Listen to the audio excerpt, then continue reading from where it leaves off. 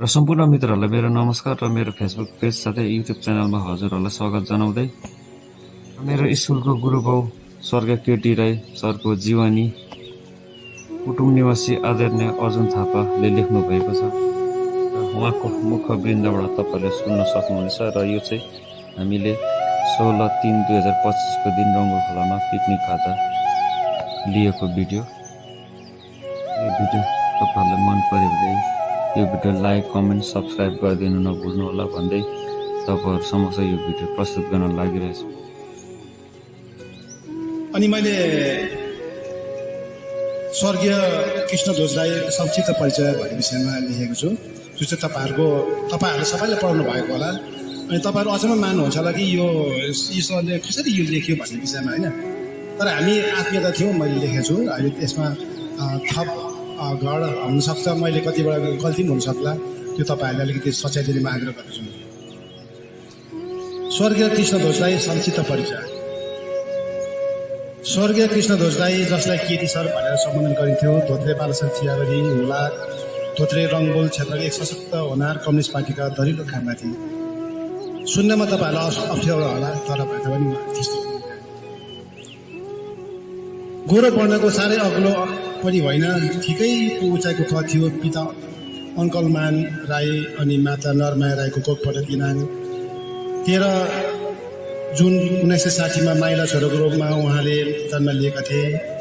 सन्तानमा जेठा दाजुश्री प्रेमध्वज राई, साइला श्री सुमन राई र कान्छा श्री बलभद्र राई हुन्। जेठो दाजुश्री प्रेमध्वज राई अविवाहित हुनुहुन्छ अझै पनि।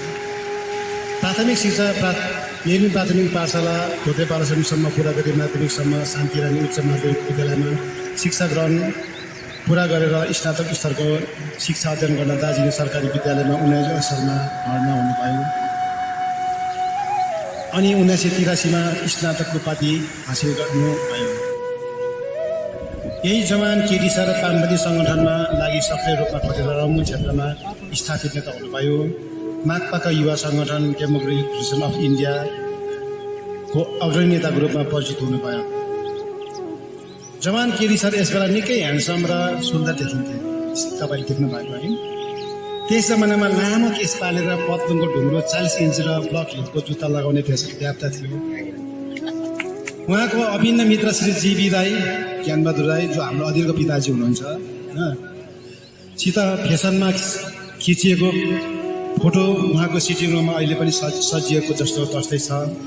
कस्तो जवानीको रातमा फेसनले सजिएको ह्यान्डसम केटी राईको एक दिन दार्जिलिङको जज बजारमा पिआरएस फाइनेन्स कम्पनीको कार्यालयमा एकजना हितैषी श्री विक्रम राईको माध्यम सामरिक पानी पोखरी मुनि श्री निरा भारतीसँग भेट हुन्छ।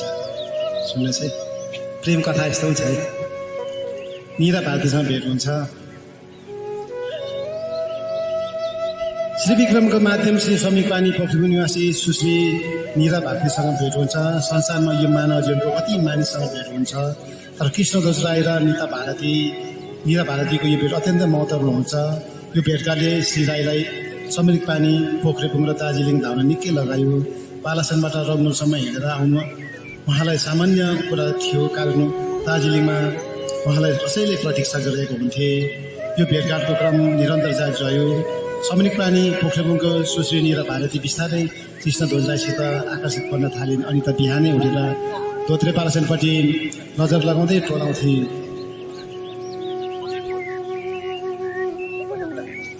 हाम्रो गुरुआमाले चाहिँ उता समिक पानीबाट यता धोत्रे बालसन निकै फर्केर हेर्नुहुन्थ्यो क्या त। बालसनबाट रङ्गबुलसम्म हिँडेर आउनु उहाँलाई सामान्य कुरा थियो, किनभने उहाँलाई निरा भारती पर्खिरहेको हुन्थे है। समिक पानी पोखरेबुङको सुश्री निरा भारती बिस्तारै कृष्णध्वज राईसित आकर्षित गर्न थालिन्। अनि बिहानै उठेर धोत्रे बालसनपट्टि फर्केर नजर लगाउँदै टोलाउँथे, त्यहाँ मेरो कृष्ण छ।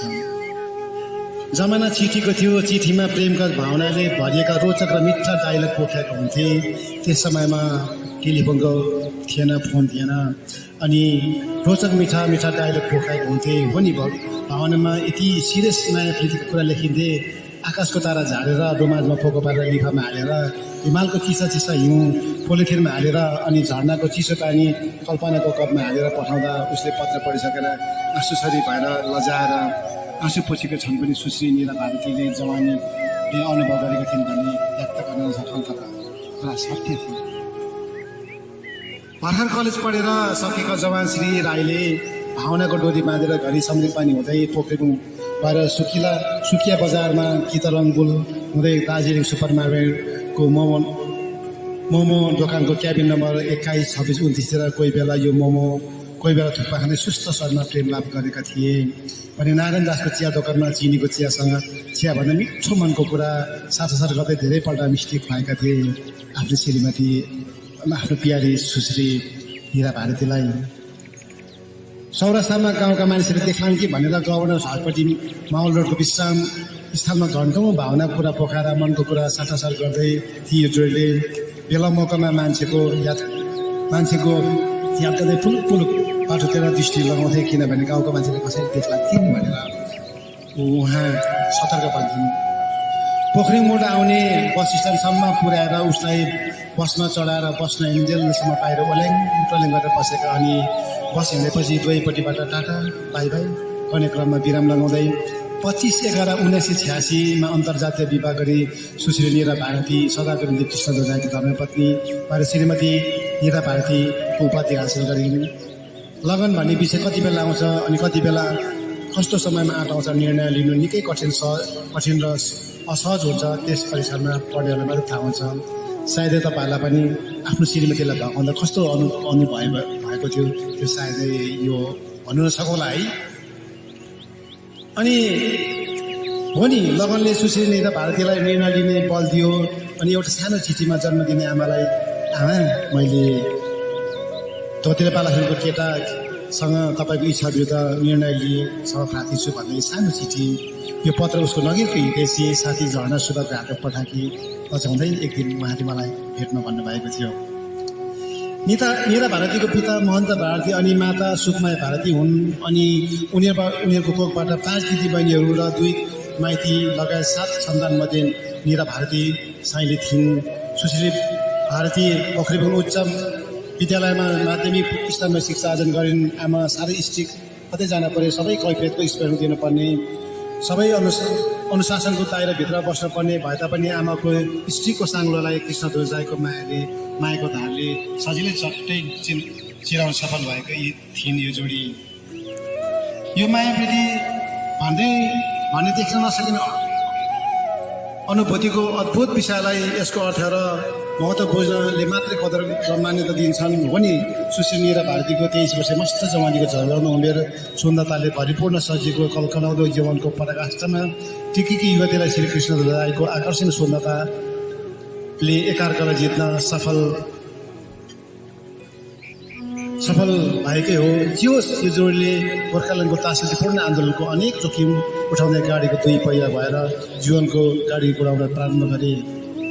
दार्जिलिङ पहाड तराई डुवर्सको गोर्खाको अस्तित्वमा निम्ति छेडेको हिंसात्मक आन्दोलनको उग्र रूप लिइसकेका थिए।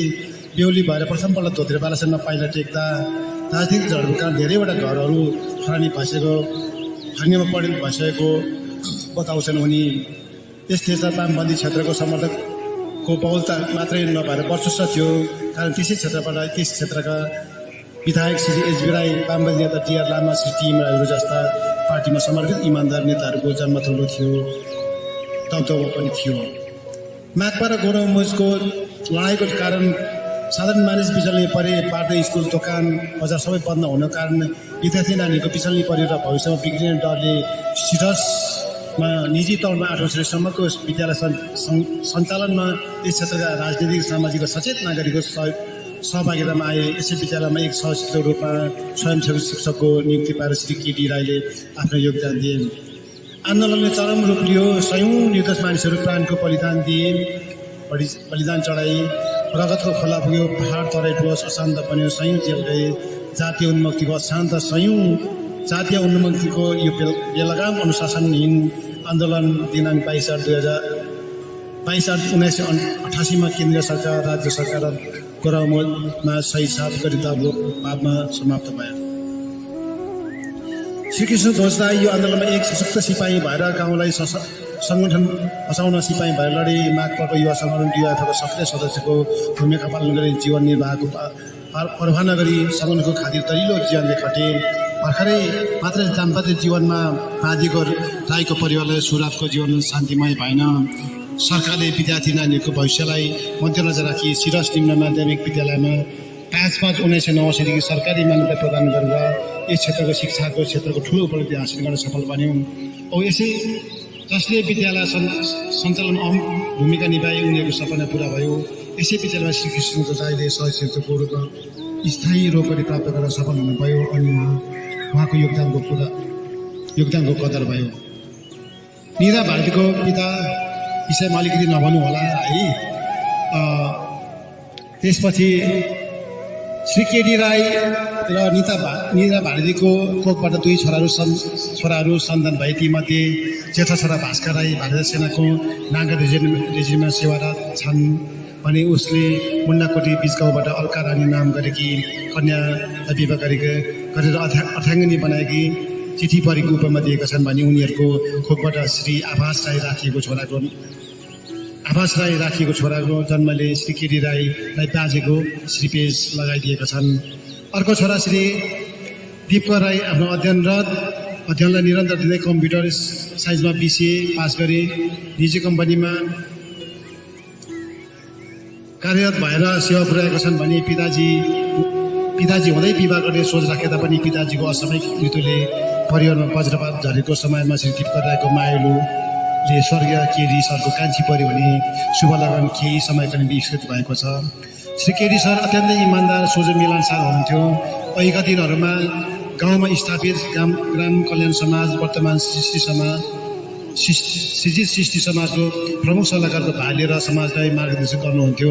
जीवनमा धेरै उतारचढाउको सामना गर्दै धोत्रे बालासानदेखि पैदल हिँडेर सिरस उच्च माध्यमिक विद्यालयमा शिक्षादान गर्न प्राय 33 वर्षसम्म सेवा गरी दिनाङ्क 1/6/2020 दिन सेवा निवृत्त हुनुभयो।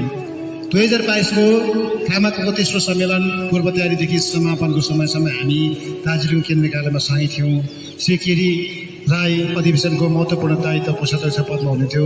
हाम्रो आत्मीयता प्रगाढ थियो अनि उहाँ भन्नुहुन्थ्यो, अर्जुन सर तपाईँ पनि रिटायर म पनि रिटायर, लु अब सङ्गठनलाई चाहिँ समय दिएर पार्टीलाई दरिलो गर्नुपर्छ, औ दायित्व हाम्रो हो। तपाईँको प्रस्तावलाई मेरो सहमत छ, म त समय दिइरहेको छु म भन्थेँ।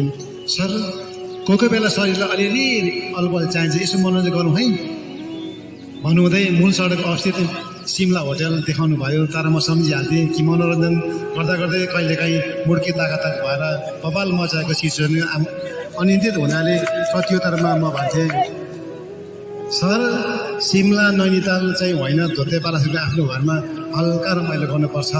सायद मेरो कुरा मन परेन होला। केही क्षण पश्चात केटी सर कता टापा लाउनुहुन्थ्यो थाहा हुन्थेन। बेलुका आराम गर्ने कोठा हामी दुईको एउटै थियो। राजनीतिक विचारको गफ निकै समय चर्चामा गयौँ। उहाँ फुक्नुभयो, मैले तातो पानी लिएर पिलाएँ अनि शान्ति भयो। सर म त 33 वर्ष धोत्रे बालासनमा हिँडेँ, सिरस स्कुल धाएँ, गाडीको बाटो छैन अनि अहिले पनि छैन उहाँले भन्नुभयो।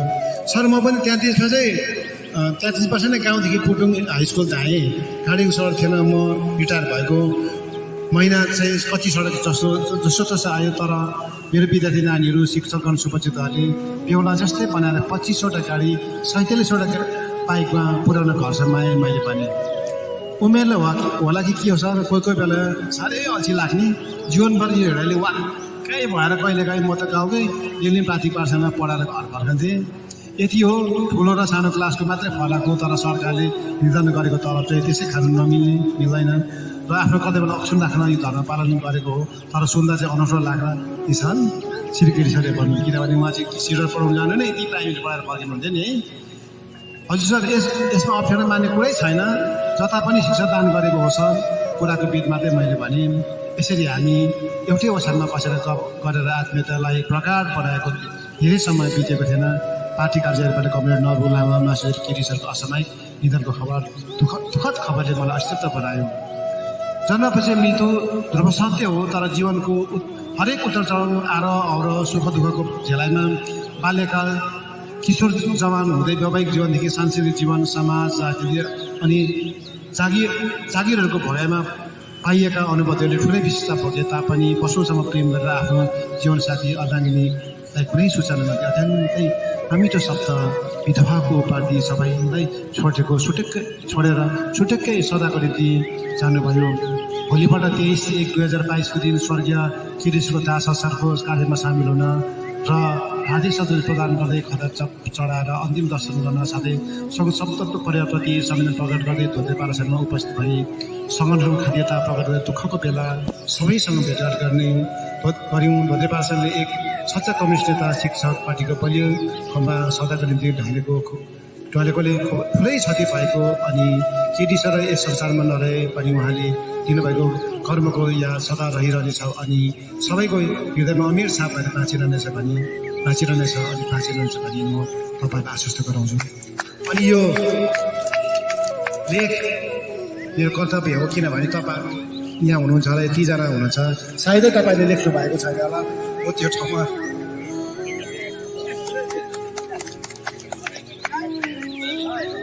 ठाउँमा बसेर लेखेको छु अनि मैले के कर्तव्य सम्झेको छु, म एकजना लेखक हुँ। बालासनले लेखेर अर्को कुरा होला अनि मैले मेरो दिपवर छोरालाई मैले भनेको छु यो लेख एक दिन एउटा निश्चय नै तपाईँहरूको एउटा इतिहास भएर बाँच्नेछ अनि यसलाई सधैँ संसारलाई हामी दिनेछौँ, देशलाई दिनेछौँ, हाम्रो जिल्लाले दिनुहोस्, सबैले दिएर एउटा केटीसँग सम्मान गर्नेछ भन्ने म तपाईँलाई आश्वस्त गराउँछु। धन्यवाद।